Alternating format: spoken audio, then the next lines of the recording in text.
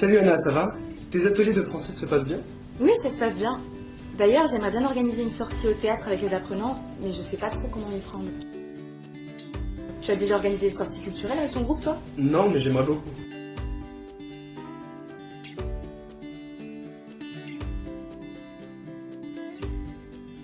La médiation culturelle vise à créer des moments de partage et de discussion autour d'activités culturelles et artistiques, source d'enrichissement personnel et collectif. Elle permet d'appuyer votre démarche d'accompagnement et de dynamiser les apprentissages. Et tu voudrais organiser la sortie pendant l'atelier ou en dehors? J'aimerais bien le faire pendant mon cours, mais l'intégrer à une série d'activités autour du théâtre. Je pratique le théâtre depuis des années et je trouve que ce serait un excellent moyen pour travailler l'expression orale, la confiance en soi, tout en créant une cohésion de groupe.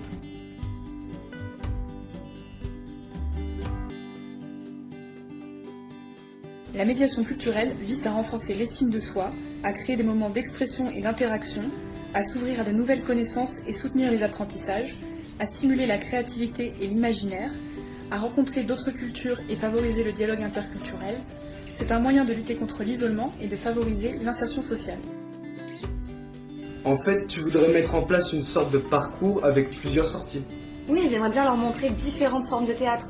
Et pourquoi pas organiser un petit atelier pratique avec un artiste.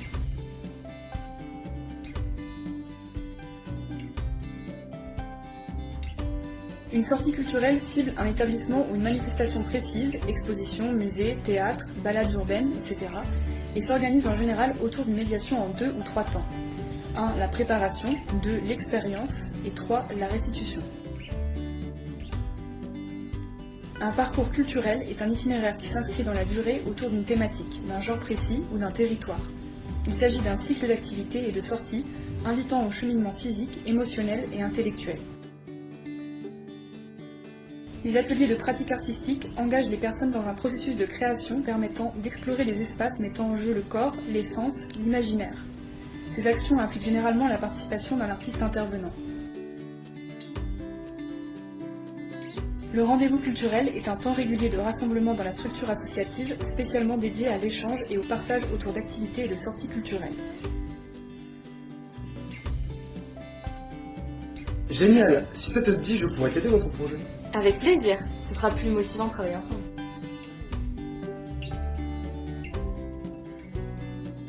Être médiateur, c'est avant tout privilégier une posture de bienveillance et d'écoute envers les personnes que vous accompagnez, en évitant de les renvoyer à leur situation sociale.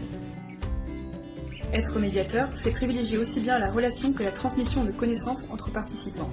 Le médiateur sera attentif aux conditions d'accueil des lieux, à la possibilité de chacun de s'exprimer librement sur les œuvres, à l'ambiance au sein du groupe, etc. La médiation s'inscrit dans un rapport d'égalité avec les personnes.